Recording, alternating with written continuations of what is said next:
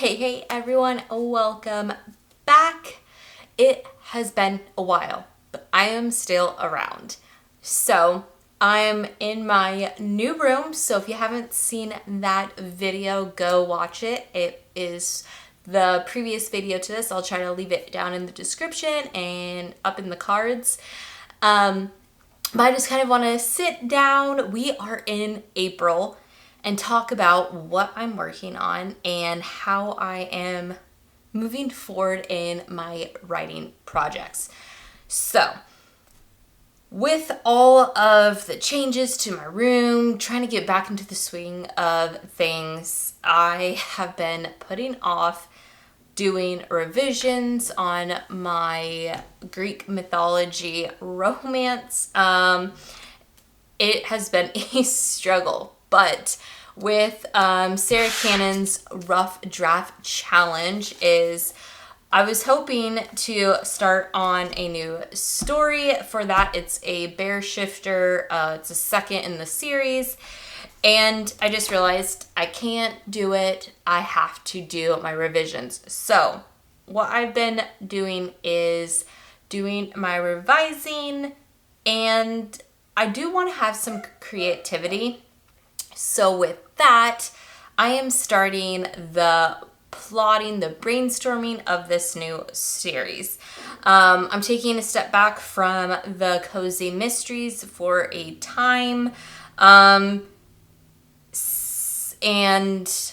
right now I'm just really excited about the stories that I'm working on for the romance. So I'm going to focus on that energy until I get kind of bored of that. And then I could go back and finish off my series in the cozy mystery space. So cozy mystery is still around, but right now I'm taking this a step back, right? I'm going where the muse flows, and right now it's on the romance part. And so what I've done was in her kind of challenge workbook, which if you go to her newsletter and sign up for that, you could get this free download. So it's pretty great. I kind of went through the basics of like the premise, the main characters, the main conflict, which it has changed a little bit from what I originally thought. And so what I need to do is keep expanding on that and dig deeper into the characters and then move on to the plot. So what I need to do is take all of my resources that I have on character and kind of deep dive into their backgrounds, what their goal, motivation is, and their wants, their needs, their shard of glass. There's so many different terms, and that makes it really confusing. But I found a resource that I thought was really helpful, and I want to share it with you and kind of walk you through how I'm going to be setting up my kind of character arc. And I'm going to try to do that first before moving into the plot storyline, because I really like plot-driven stories. They move faster, there's more action, than like diving really deep into the character. I'm more of a surface level for that, and so I'm going to try to, on this story, is do it reverse and do the character arc first, and then go into, the act one, plot, point one, inciting incident, all of that after. So this resource has been, I would say, well known, is the Creating Character Arcs by K.M. Weiland. And this book, I'm not quite finished with it, but I've gotten through like the positive arc, which most stories would have. So I'm going to go ahead and like start from the beginning and work through the questions that she has. I know she even has a Scrivener file, which I use Scrivener now, and but with that, it's maybe a little too detailed. I don't need to be so thorough, I guess, because I don't want to get too much into the weeds and then I start like making things overly complicated. I want to keep it simple. So I'm going to be kind of taking some of the points that she has in here and working a little bit. But this one, I use this in my last story, which was the first book of the Shifter, the Bear Shifter, Paranormal Romance. It is amazing. So it's a complete writer's guide to heroes and heroines, 16 master archetypes. It is old, so it's from like the early 2000s, I believe. But boy, oh boy, it is, if you write a romance, you have to pick up this story. Or if you have a subplot that is romance, pick this up, because it goes into the male characters and the females, and includes like styles and occupation potentials, their virtues, background, and flaws, which is so like, wow, it's awesome. So I want to just kind of give you a little snippet. Oh, the sun. There's a cloud, the lighting's changed. So a heroine archetype is the librarian. So you have like the virtues is she's efficient, serious, dependable. So if you're thinking about a librarian, you kind of are picturing someone now, right? And then the flaws with that are also she's maybe a perfectionist, very rigid, right? So like rules are to be broken is kind of like a foreign concept to this person. And like that kind of could help with your goal, your motivation, your want, your need for your story. It has also kind of a cool like mashup.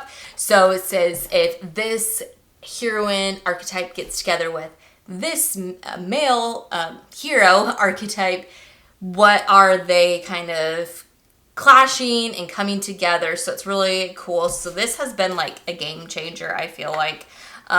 So I just wanted to throw this out as a great book for characters, arcs, and stuff like that. So the next set of resources that I'll be using is more like trope encyclopedias. So similar to the character archetype, is taking different tropes and those type of characters and weaving them in. So right, they have expectations, so I want to make sure that I'm hitting those expectations.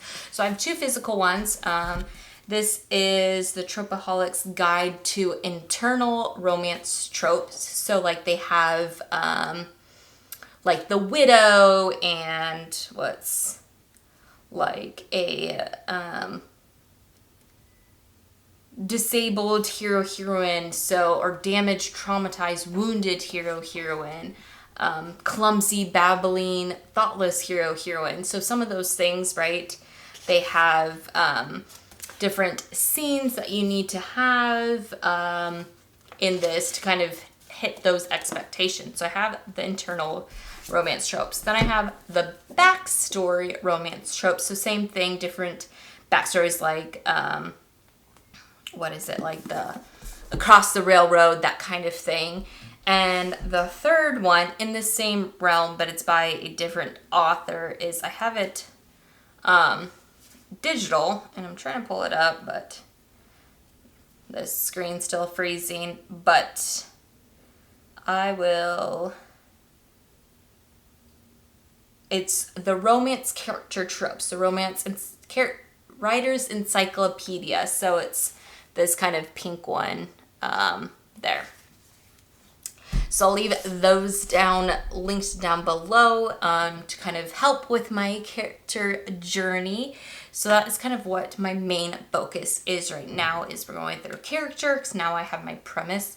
So I need to know kind of what the character's backstory is, what their want is, and their need. And I'm excited for that kind of discovery. So what I'm going to do is kind of grab all of my like Scrivener resources that I have from different people and like Weiland. Then I have one from another plotting guide, and then there's the trellis method character sheet. So I'm going to take all this stuff and pull from it what I think is relevant and kind of create my own, because right now I think I'm at the point where I need to start creating my own as I've kind of gone through the writing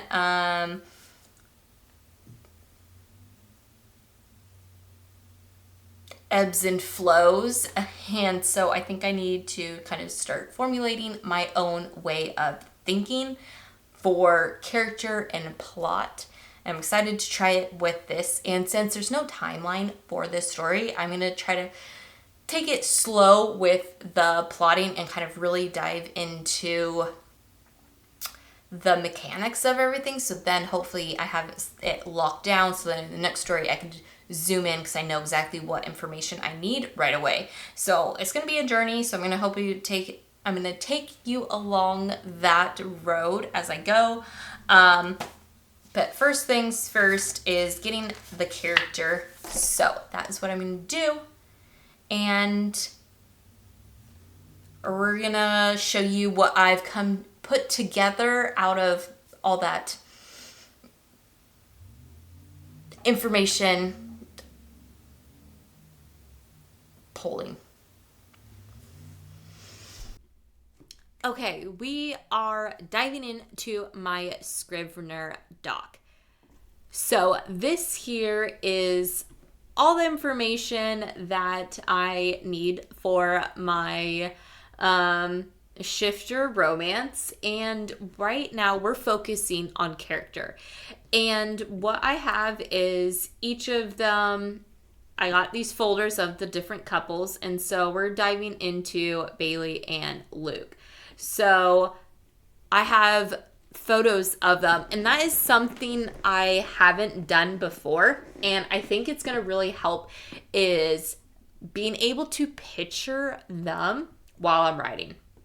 So then we have Bailey, and I filled out Grant Ferguson's trellis method, the character sheets that he provides. And with that, see if I could move over a little bit, and it has all of this information. So we have, her character type, which comes from the 16 character archetypes that I shared. And so that is my character, right? I got her age, all of her physical aspects. Then it moves into the plot, right? So you have your story goal, your external conflict, the stakes, all of this stuff. I don't have a philosophical stakes, but that's something that as I'm working through, I could add. I have the flaw, the need, the lie, the wound, the shard of glass, all these that are very common in different writing methods for character.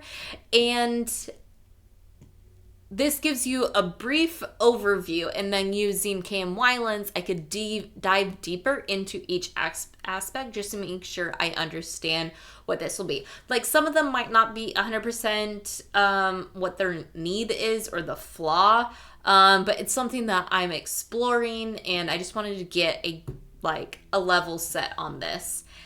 Motivational stakes, and then here it goes into the character arc. So these terms here are Grant Ferguson's. And I feel like my screen froze, didn't it?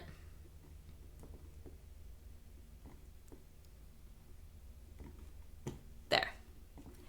And so what I need to do is, now I kind of have an idea of my person.